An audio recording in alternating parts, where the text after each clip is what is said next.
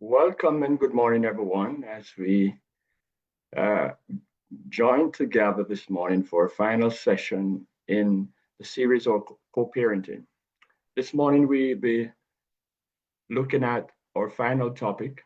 I want to take this opportunity to welcome you all. My name is Patrick Reeves, your host, the Men Support Service Program Manager.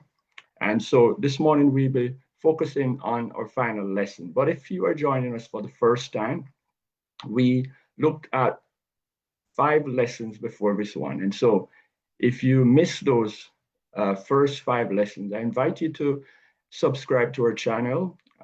I invite you also to like, share on Facebook and Instagram. And so our first session was Introduction to Co-parenting, and the second was Communication Skills for Conflict Resolution for Parents. We looked at understanding and managing conflict. We looked at creating a plan, a co-parenting plan. We looked at navigating the challenges and changes in co-parenting. And this morning, we'll be focusing on ensuring emotional well-being for your children. Now, children emotional well-being is the foundation for their overall health. When we support their emotional needs, we help them to strive. And so that is what we want to focus on this morning. Our objective this morning is at the end of this lesson, every parent will learn these 4 things. Learning to recognize signs of stress and emotional strain in your child, right? Our children. Understand strategies to support children's emotional needs through positive co-parenting practices. That is very essential for your child. Encourage open dialogue with children about their feelings. Help them feel safe and heard. So many times we don't allow our children to feel safe and to feel heard when it comes on to their needs as parents. And so I'm encouraging us this morning to make sure that we do that. We validate our children, collaborate with fellow parents to brainstorm positive approach to co-parenting that will help to prioritize the child's emotional well-being. And so supporting a child's emotional health requires understanding their emotional clues, providing a stable and loving environment, and addressing their feelings with care. It is essential for your child to strive.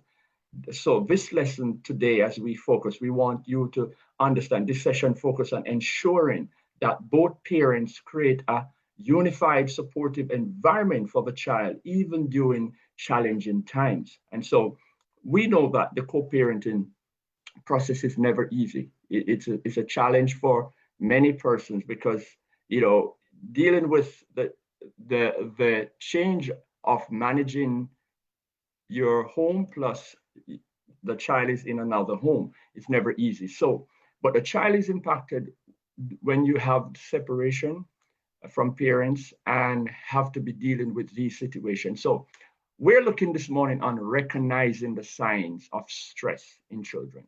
How do we identify these stress that our children do face and undergo? Children, especially those in co-parenting situation, may experience stress that can manifest in different ways. Recognizing these signs is critical for providing timely emotional support. Signs of stress in children. What are these signs of stress? We're going to look at some of these signs of stress that we as parents must pay attention to. And today we're really concerned more for our fathers because this program was designed to help our fathers to navigate this very unique aspect of co-parenting. And so let's look at the things that I want men to be aware of. Change in behavior. It is easy for a mother to identify and see the change in their child quicker than the father because women have a sixth sense. They are emotional beings. They are quick on seeing things. Now, when you realize this change, there's a change and increase in irritable, acting out, or withdrawing are common response to stress in children. Physical symptoms. What are the physical symptoms as fathers that we must be aware of, particularly if you're raising boys? Boys respond differently to stress, uh, different from girls. And so you have to realize this. So physical symptoms, headaches, stomach aches, trouble sleeping can be signs that a child is dealing with emotional stress. Regressive behavior. A child may regress to early behaviors such as bedwetting, thumb sucking, and clinging to a parent more than usual. So these are signs as fathers that you have to be aware of that can impede and impact your child's life. Difficult concentrating. Stress can lead to issues with focus at school or during daily activities, affecting their academic performance and social interaction. So our children, when they have to change from their routine that they're accustomed to, particularly when parents are separated and then you have to now be going to two different homes, this can overwhelm the child. And so you have to understand that it brings stress on the child, sometimes because there is the possibility that the child have to enter into what is called a blended family situation. It brings stress on the child, mood swings, increasing anxiety, sadness, or anger can indicate that the child is struggling with emotional situation. And so I want all our parents to be aware of this very, very, very important thing, stress in your child. And so the impact of stress on your children's emotional health is something that cannot be overemphasized. It cannot be overemphasized because today, in our world today, where there are so many things that children are anxious about and are going through, it is important for as parents that we are aware and is doing something to protect your child's well-being. So the long-term effect of unaddressed stress on children can be significant. And so when I talk about significant, I mean it can have significant mental health issues for them. So what are some of these things that we need to, to understand that can have impact? Emotional toll. Persistent stress can lead to feelings of insecurity, anxiety, and low self-esteem. And particularly in teenage girls and boys, you have to watch for these things because oftentimes when they are faced with these things, it impacts them in many ways. And you don't want for your children to have this level of anxiety and low self-esteem because it is going to impede how they function, how they communicate, how they interact with their peers. Behavioral changes. Stress can result in outbursts, defiance, or difficulty in school. And for me, who have worked in schools, I've worked for 4 years teaching children, students at different levels, high school and otherwise. I have seen and I've had the task of dealing with children who have been going under stress because they, for one reason or another, some I have dealt with had to deal with co-parenting pressures and having to merge in terms of a blended family. And so parents have to be aware of these things. Developmental delays, right? So your child can have developmental delays. Chronic stress, especially in young children, can impact social and emotional and their ability to develop their motor skills oftentimes can be impeded and impact their lives. Relationship strain. If stress is not managed, it may affect the child's relationship with both parents, peers, and authority figures in their life. So their teachers will have problems and those who they have to interact with. So stress is not, if it's not addressed, can lead to lasting emotional difficulties for children. By recognizing the early signs of stress, parents can take proactive steps to minimize its effect on your child's emotional and physical development. So I'm saying to us, to our men who are tuning in and listening, I'm saying to you, you have to pay attention to your children. Mothers also, if you are a part, are watching this program this morning, it is important to know that we have to give attention to what is affecting our children. And so I want to encourage all parents. It's your responsibility to make sure that your child gets the care that the child needs. So let's look at another important aspect to what can impede and affect your child. Encouraging open dialogue about feelings and experience. It is important for your children to be able to share and express what they're feeling, they're going through at school, in their social gathering, wherever they are. Children needs to feel comfortable talking about their emotions, especially during times of change. And so in a time where a lot of changes are occurring in families, it is important for us as parents to pay attention. Ways to encourage dialogue. So, fathers, what are some of the ways we can encourage our children and to communicate and to talk? Ask open-ended questions instead of yes, no questions. Ask questions that invite children to share their thoughts and feelings, such as how did you feel today at school? Very important to communicate, particularly when you are a co-parent and have the child has to be going from two separate homes. You need to know what's happening in the child's life, right? Validate their emotions, show empathy and understanding by acknowledging their feelings. Don't dismiss their feelings. Don't shut them down. Don't let them, don't ignore them. It is important. Even if you don't fully understand why they feel a certain way, it is important to hear them out. Be patient and non judgmental. Avoid interrupting or dismissing their feelings. Let them express themselves fully, right? Before you respond in the situation, create a safe space. Ensure that your child knows that it's okay to share anything from concern about school, changes in family life, without fear or judgment. It is important. And fathers, oftentimes we miss these clues. We don't pay much attention. Open communication creates a trusting environment where your children feel safe sharing their thoughts. This is essential for their emotional development and help build strong, lasting relationship. So we're encouraging you today as you pay attention to what we're sharing today, because it's life changing for your child when their emotional well-being is taken care of. If we ignore it, then it is going to impact them in a severe way. Sometimes it will cost you in a very, very bad way. And so why are we trying to share these very important programs? uh, One of the things that you can do as parents to make it easy for your child's emotional well-being, group brainstorming session on positive co-parenting practices.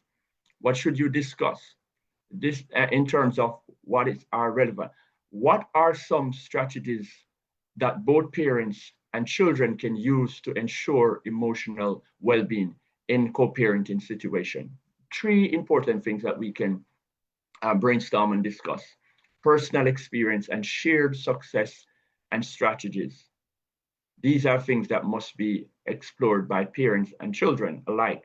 You need to understand that their world is uniquely different and they face similar challenge to what you face. And you have to make sure, explore how both parents can contribute to the child's emotional health, even when living in separate homes, because this is one of the greatest challenge that the children have, because they have to be going from home to home, and each parent in terms of their how they treat with training and discipline might be different, right? And so it is important for this dialogue to happen. Brainstorm approach that encourage resilience and emotional stability for children in co-parenting family. We cannot overemphasize these situations that your children, our child will face while they are in your having to co-parent, right? It is important for you to recognize that your children do have challenges and we cannot ignore. And so, conclusion and reflection this morning as we come to this very critical moment. We have been here for the last 6 weeks sharing with you, parents, on how to help you, particular fathers, because we know in our world today, the percentage of fathers that are in their children's life are becoming smaller and smaller as the day go by, right? And so for those fathers who are present in your children's life, I must commend you. I want to commend all the fathers who are present in their children's life to help them navigate the difficulties when they are going through the emotional challenges. Because today there are so many things that are impacting our children's life. Social media is one of the great problems that our children are faced with because there are so many things competing for their minds and impacting their emotion, which can impact their emotional health and their mental health. And so these are key takeaways that I would love for our fathers. And if you're a mother watching too, that you can take away from this 6 week course and this particular session today. Children's emotional well being requires consistent support from both parents. So it's not just one parent that should bear the burden of making sure that your child's health and well being is taken care of. That you both have to put your heart and mind together to make sure that your child feels love, feels cared for. And as I always said in all the lessons that we have looked through, I emphasize that the child should be the focus. Sometimes when you have come out of a broken relationship, sometimes you tend to bring the strain of your emotion, unresolved problems on your child, but that doesn't help in making your child safe and feel that they are loved and cared for. Recognizing signs of stress and taking proactive measures can prevent emotional changes in your child's well-being. Open communication, empathy, and patience are critical for nurturing emotional health. So let's be patient with our children. Children who goes through have parents separated, divorced, and have to move different states and different places do feel a great impact as it impacts you as a parent. Can you imagine the weight of that situation on your child's well-being, right? And so you have to pay attention. Co-parenting requires teamwork, even when separated, to ensure a stable, loving environment for your children. Both parents have to work as hard as you can. And so, again, I want to say thank you for joining me on this 6 week of very excited. We shared some very powerful principles and things that can help you as parent. And I hope that if you didn't get a chance as a parent, if you're joining for the first time, I encourage you to go on our Facebook page, on our Instagram, on our YouTube channel, and like, share, and we want to engage with you. We want to help you as parents. If you're struggling in the role of co-parenting, parenting on a whole, it is important to know that the success of your child depends on your commitment to learn, to know, to grow, and to nurture your children. And so this morning, I want to say thanks to all the parents. I want to say thanks for all the fathers and even mothers who have participated in this 6 week course. We have a new course coming up soon, which is called New Fathers, who are having your first child. It is important to know that you have to be present from conception to birth. It is important to have our fathers present. It is statistically saying that we have more fathers that are present today in their children's life than decades ago, but also there are many fathers who are absent from their child's life and development. And when a father is absent, it does impact the child's emotional well-being.